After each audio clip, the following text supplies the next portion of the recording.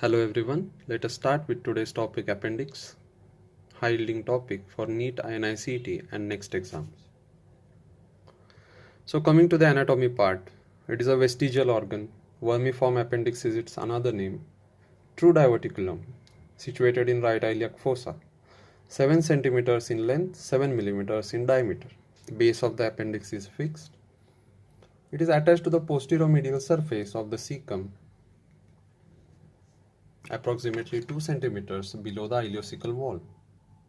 It is surrounded by peritoneum, continuous with the mesentery of small intestine. It is termed as mesoappendix. Coming to the histology, the appendiceal lumen lined by the colonic type of columnar epithelium with lymphoid follicles in the submucosa.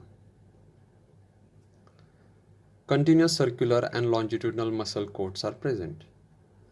From inwards to outside, we can find mucosa, submucosa, muscularis propria, and serosa. These four are the major layers of appendix. Coming to the lymphovascular drainage, it is supplied by superior mesenteric artery and vein, and it is drained into the superior mesenteric nodes finally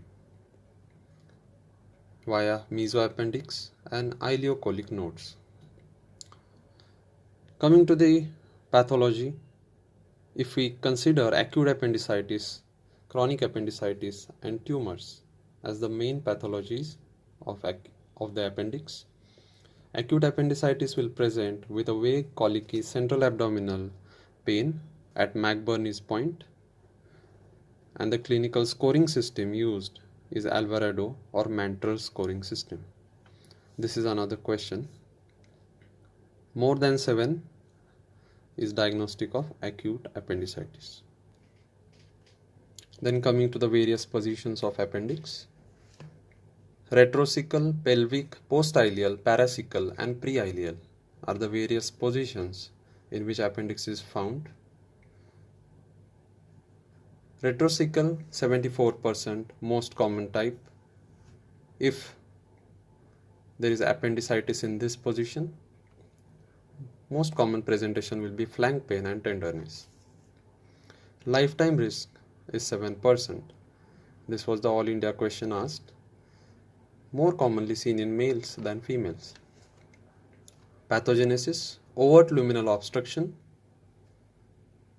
The most common cause is ficcolith. Then the tumor mass and parasites as well as gallstones are the other causes. Parasites, most common parasite is Enterobius vermicularis, which is also called as pinworm. The tumor, most common tumor is carcinoid. If we consider the clinical differential diagnosis of acute appendicitis, it is appendiceal adenocarcinoma. So how does it start? There is progressive increase in the intraluminal pressure by all these or any one of these etiologies. Then there will be compromised venous outflow, ischemic injury. Then stasis of the luminal contents favors bacterial proliferation. Then it will trigger an inflammatory response which will lead to tissue edema and congestion, most commonly seen in acute appendicitis.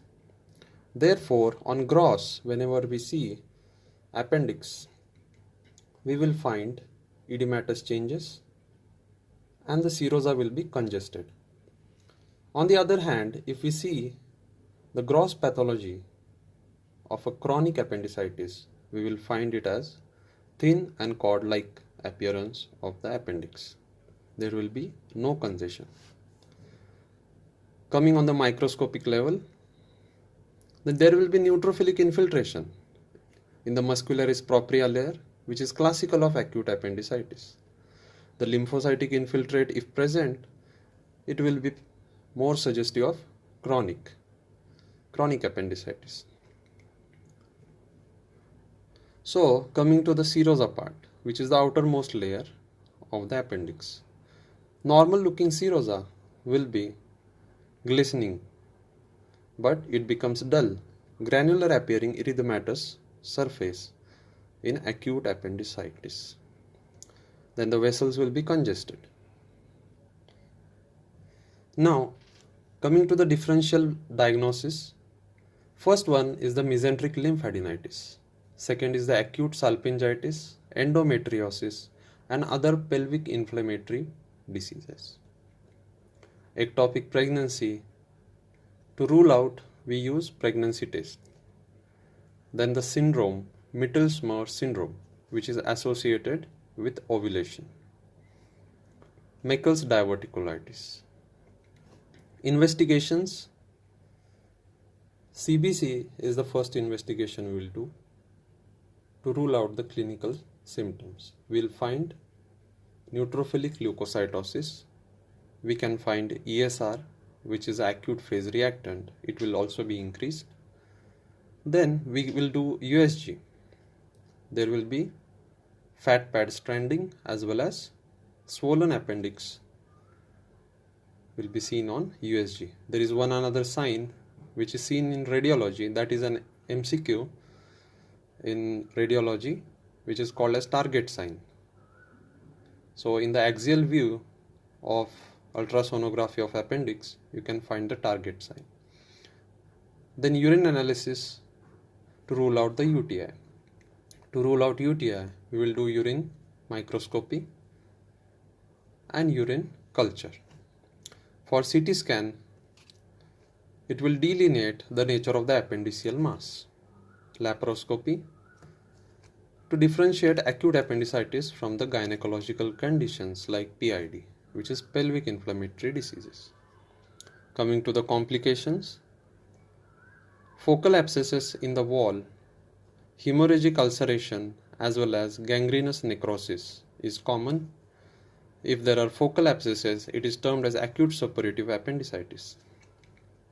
If it is hemorrhagic ulceration and gangrenous necrosis combination, it will lead to acute gangrenous change in the appendix. And if the same ruptures, it will lead to suppurative peritonitis. So coming to the last point, which is appendiceal carcinoid. Carcinoids are most commonly seen in appendix.